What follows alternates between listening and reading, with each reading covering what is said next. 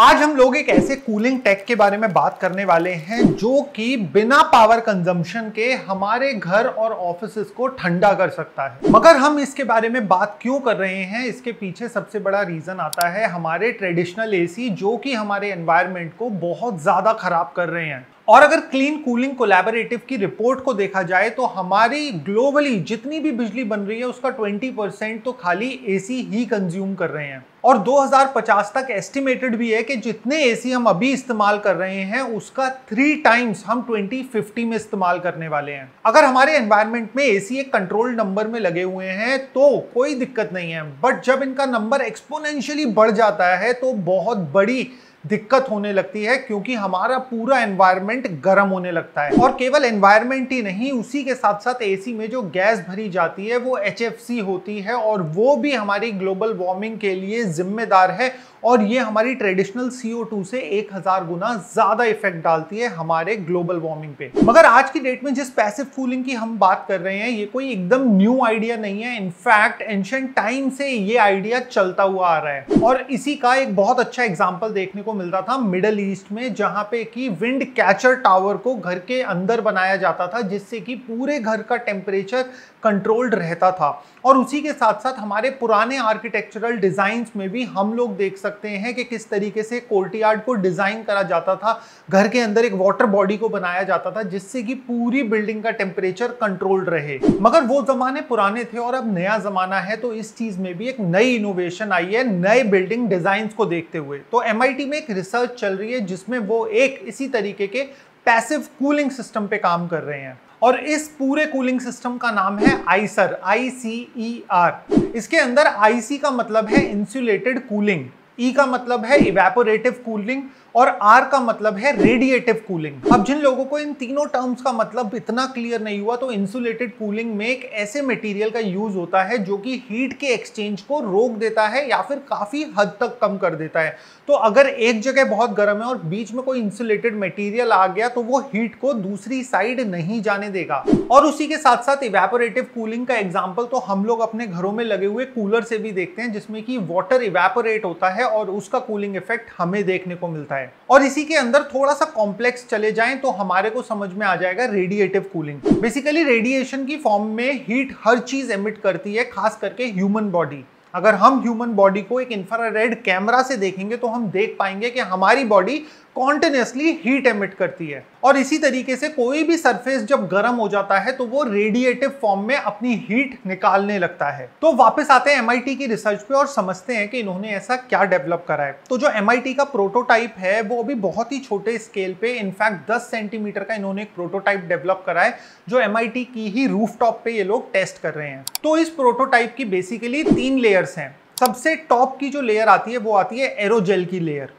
ये अपने आप में एक स्पंज होता है, मगर ये स्पंज सॉलिड होता है और इसके अंदर के जो पोर्स होते हैं वो इस पूरे के पूरे स्पंज की 95% ऑफ द वॉल्यूम बनते हैं। और इसके पोर्स इतने छोटे होते हैं कि ह्यूमन हेयर से भी छोटे होते हैं और नेकेड आई से हम इन पोर्स को देख भी नहीं सकते। और ये परफेक्ट है एयर को ट्रैप करने के लिए, क्योंकि इन पोर्स का जो साइज होता है वो एक्चुअल में वही साइज होता है जो एयर मॉलिक्यूल्स का होता है। तो ये एरोजेल की लेयर जिसके अंदर एयर ट्रैप्ड है, ये सबसे ज्यादा अब तक का बेस्ट इंसुलेशन मटेरियल है। और इनफैक्ट नासा भी इसको सबसे बेस्ट इंसुलेशन मटेरियल बोलता है और स्पेस क्राफ्ट में भी इंसुलेशन में यही चीज का इस्तेमाल किया जाता है। मगर जहां पे ये बहुत अच्छा इंसुलेशन करता है, उसी के साथ साथ इसकी एक प्रॉपर्टी है कि ये इंफ्रारेड रेडिएशन को अपने अंदर से पास होने देता है। एरोजेल की लेयर के नीचे आता है हाइड्रोजेल की लेयर और इस पर्टिकुलर लेयर में पानी रहता है।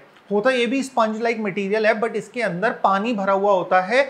और इसी के साथ साथ MIT टीम की माने तो अगर इसे एक बारी रिफिल कर दिया जाए तो 10 दिन तक इसका पानी इवेपोरेट नहीं होगा या फिर धीरे धीरे इवेपोरेट होगा। और इसी चीज में सबसे ज्यादा नीचे आता है इनका बेस लेयर, जो कि एक मिरर जैसा लेयर होता है जिससे कि इनका ये पूरा का पूरा प्लेट ओवर हीटिंग से बच सके। तो बेसिकली MIT ने इसको एक सेल की तरह डेवलप कर लिया है, जैसा ट्रेडिशनली हमारा एक सोलर सेल होता है। मगर अब इसका फायदा क्या है? फायदा ये है कि जब इस पर डायरेक्ट सनलाइट पड़ती है तो डायरेक्ट सनलाइट पड़ने पर भी इसका टेम्परेचर 8 से 10 डिग्री तक ठंडा होता है इन कंपैरिजन टू एटमॉस्फेयर का एम्बिएंट टेम्परेचर। और इसी तरीके का रिसर्च US में भी चल रहा है, जिसके अंदर स्काई कूल के नाम से इसी तरीके के कोई पैनल्स बनाए जा रहे हैं जो कि रेडिएटिव कूलिंग का यूज करके जितनी भी हीट आ रही है उसको स्पेस में भेज देंगे, क्योंकि हमारा स्पेस जो है बेसिकली वो -250 डिग्री सेल्सियस तक ठंडा है। तो उस पर हमने एक डिटेल में वीडियो बनाई है कि वो पैनल्स कैसे काम करते हैं, आई बटन में आ रही होगी, आप जाके देख सकते हो। बट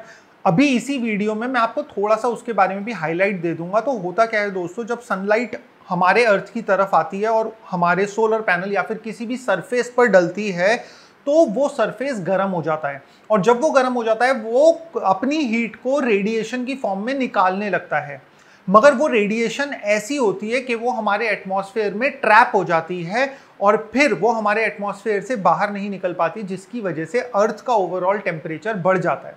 और अगर वही उस सरफेस की रेडिएशन उससे निकल सके, पास ऑन हो सके और हमारे एटमॉस्फेयर को पास करके स्पेस में जा सके, जो कि ऑलरेडी बहुत ठंडा है, तो उस जगह पे, उस पर्टिकुलर पॉइंट पे कूलिंग इफेक्ट देखने को मिलेगा और आ जाएगा। तो जब ये स्काई कूल के पैनल सनलाइट में होते हैं, तो जब इन पे सनलाइट पड़ती है तो ये 97% ऑफ द सनलाइट को तो रिफ्लेक्ट कर देते हैं, इन पे से चली जाती है।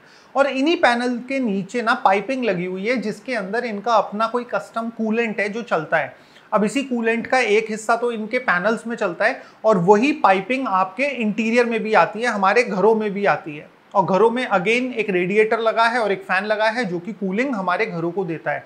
बट अब यहाँ पे ये इनके जो पैनल्स हैं, ये उस लिक्विड को ठंडा कैसे करते हैं डायरेक्ट सनलाइट में होने के बाद भी। इनफैक्ट ये रात के टाइम में और ज़्यादा अच्छा काम करते हैं, बशर्ते क्लाउड्स ना हो, क्योंकि अगर क्लाउड्स होते हैं तो वो इसकी रेडिएशन को फिर से ट्रैप कर लेते हैं। तो हमारे घरों में से ठंडक देने के बाद वो लिक्विड गर्म हो जाता है और फिर जब वो गर्म लिक्विड इन पैनल्स में जाता है तो वो इन पैनल्स को हीट कर देता है। और हीट होने के बाद यहाँ पे एक स्पेशल फिल्म लगी हुई है जो कि इसकी वेवलेंथ को, जो ये रेडिएट करता है हीट, इसकी वेवलेंथ को ट्यून कर देती है इस तरीके से कि वो हमारे एटमॉस्फेयर से पास कर सके। यही कॉन्सेप्ट है स्काई कूल पैनल्स का, और कुछ हद तक यही वाला कॉन्सेप्ट इस MIT की रिसर्च में भी देखने को मिलता है। और इसी के साथ MIT की रिसर्च की माने तो अगर हम इस सिस्टम को अपने एग्जिस्टिंग AC सिस्टम्स के साथ में डिप्लॉय कर देंगे तो हम अपने AC का इलेक्ट्रिसिटी कंजम्पशन 21% तक कम कर सकते हैं। और इसके साथ में जो हमारी कोल्ड स्टोरेज होती है, जहाँ पे फ्रूट्स एंड वेजिटेबल्स को स्टोर करा जाता है, उसके लिए तो एक ऑटोमेटिकली एक पैसिव सॉल्यूशन बन सकता है। मगर अब बात करते हैं चैलेंजेस की, कि अगर ये टेक इतना ही अच्छा है और इतने ही पैसे बचा सकता है हमारी कूलिंग में, तो इसको ग्लोबली वाइडली अडॉप्ट क्यों नहीं करा गया। तो इसके पीछे आता है सबसे पहला रीजन, कि जो मैंने सबसे पहले आपको बताया था, इसका फोम, एरोजेल फोम जो टॉप कोट होता है इन पैनल्स का, उसकी मैन्युफैक्चरिंग अपने आप में बहुत एक्सपेंसिव है।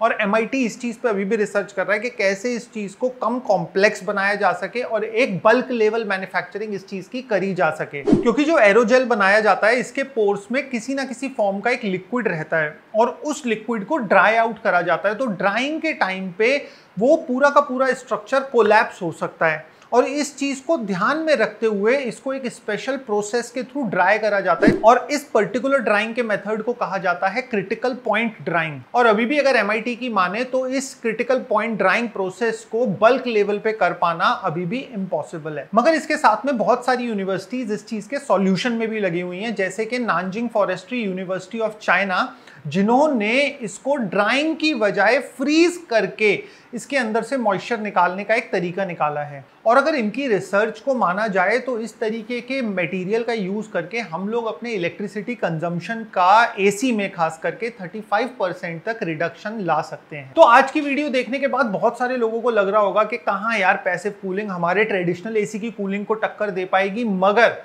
मेरे को बताते हुए इस चीज में बहुत खुशी है कि आप सब लोग गलत हो, क्योंकि पैसिव कूलिंग बहुत ज़्यादा कॉस्ट इफेक्टिव होती है और ये बहुत अच्छे रिजल्ट्स भी दे सकती है। क्योंकि एंशिएंट टाइम में डेजर्ट में रहने वाले लोग इसी पैसिव कूलिंग का इस्तेमाल करके रेगिस्तान में बर्फ जमाया करते थे।